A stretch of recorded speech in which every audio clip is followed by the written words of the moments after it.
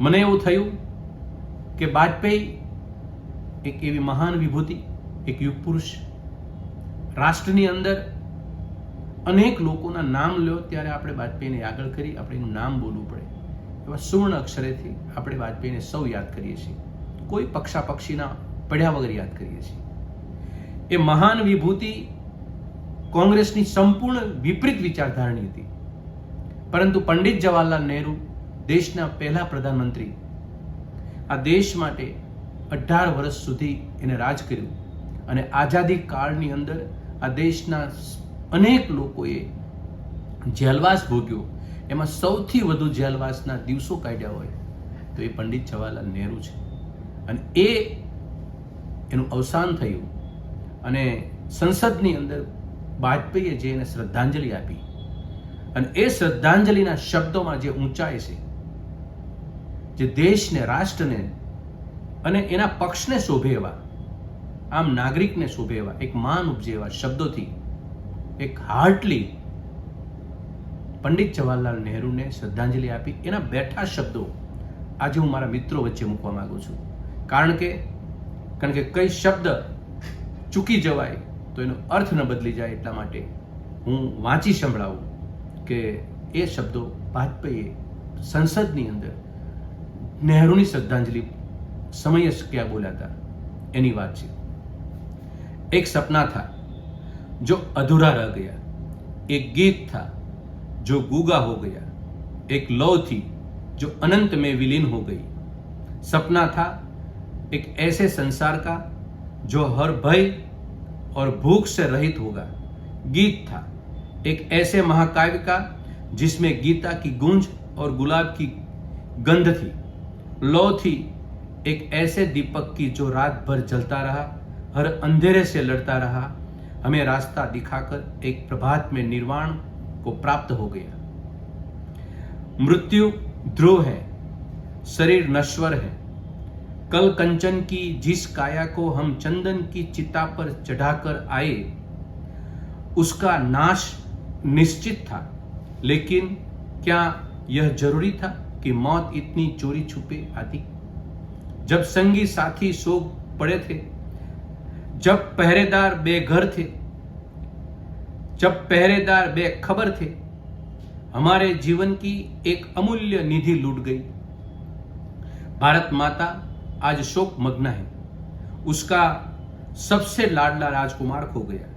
मानवता आज खिन्न मना है, उसका पुजारी सो गया.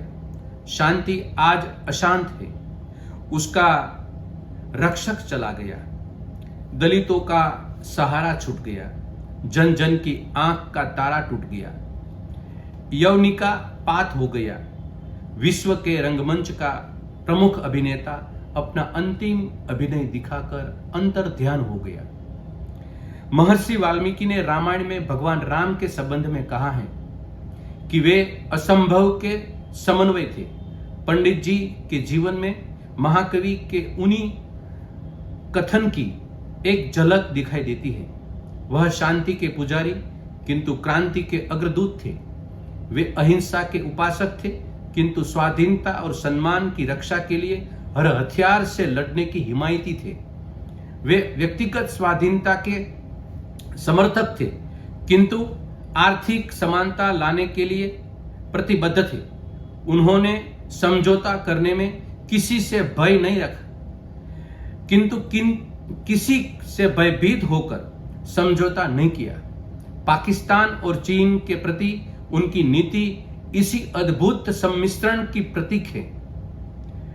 उसमें उदारता भी थी, दृढ़ता भी थी. यह दुर्भाग्य है कि इस उदारता को दुर्बलता समझा गया, जबकि कुछ लोगों ने उनकी दृढ़ता को हठवादिता समझा.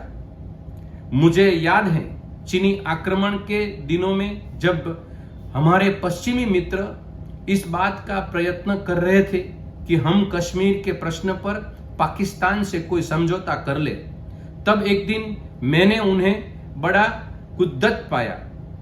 जब उनसे कहा गया कि कश्मीर के प्रश्न पर समझौता नहीं होगा तो हमें 2 मोर्चों पर लड़ना पड़ेगा, तो बिगड़ गए और कहने लगे कि अगर आवश्यकता पड़ेगी तो हम दोनों मोर्चों पे लड़ेंगे। किसी दबाव में आकर वे बातचीत करने की खिलाफ नहीं थे। महोदय, जिस स्वतंत्रता के वे सेनानी और संरक्षक थे, आज वह स्वतंत्रता संकटापन्न है। संपूर्ण शक्ति के साथ हमें उसकी रक्षा करनी होगी। जिस राष्ट्रीय एकता और अखंडता के वे अन्नायक थे, आज वह भी विपदग्रस्त है। हर मूल्य चुकाकर हमें उसे कायम रखना होगा। जिस भारतीय लोकतंत्र की उन्होंने स्थापना की, उसे सफल बनाया, आज उससे भविष्य के प्रति भी आशंकाएं प्रकट की जा रही हैं। हमें अपनी एकता से, अनुशासन से, आत्मविश्वास से इस लोकतंत्र को सफल करने के दिखाने हैं। नेता चला गया, अनुयायी रह गए, सूर्य अस्त हो गया, तारों की छाया में हमें अपना मार्ग ढूंढना है।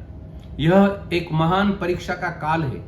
यदि हम सब अपने को समर्पित कर सके एक ऐसे महान उद्देश्य के लिए जिसके अंतर्गत भारत सशक्त और समर्थ और समृद्ध हो और स्वाभिमान के साथ विश्व शांति की चिर स्थापना में अपना योग दे सके, तो हम उनके प्रति सच्ची श्रद्धांजलि अर्पित करने में सफल होंगे। संसद में उनका अभाव कभी नहीं भरेगा। शायद तीन मूर्ति को उन जैसा व्यक्ति कभी भी अपने अस्तित्व से सार्थक नहीं करेगा। वह व्यक्तित्व, वह जिद्दादिली, विरोधी को भी साथ लेकर चलने की वह भावना, वह सज्जनता, वह महानता शायद निकट के भविष्य में देखने को नहीं मिलेगी। मतभेद होते हुए भी उनके महान आदर्शों के प्रति, उनकी प्रामाणिकता के प्रति, उनकी देशभक्ति के प्रति और उनके अटूट साहस के प्रति हमारे हृदय में आदर के अतिरिक्त और कुछ नहीं है। इन्हीं शब्दों के साथ मैं उस महान आत्मा के प्रति अपनी विनम्र श्रद्धांजलि अर्पित करता हूं। अटल बिहारी वाजपेयी 29 મે 1964 માં સંસદની અંદર અટલ બિહારી વાજપેયી જે શબ્દોથી શ્રદ્ધાંજલિ આપી, આ શબ્દો મેં વાંચી સંભળાવ્યા।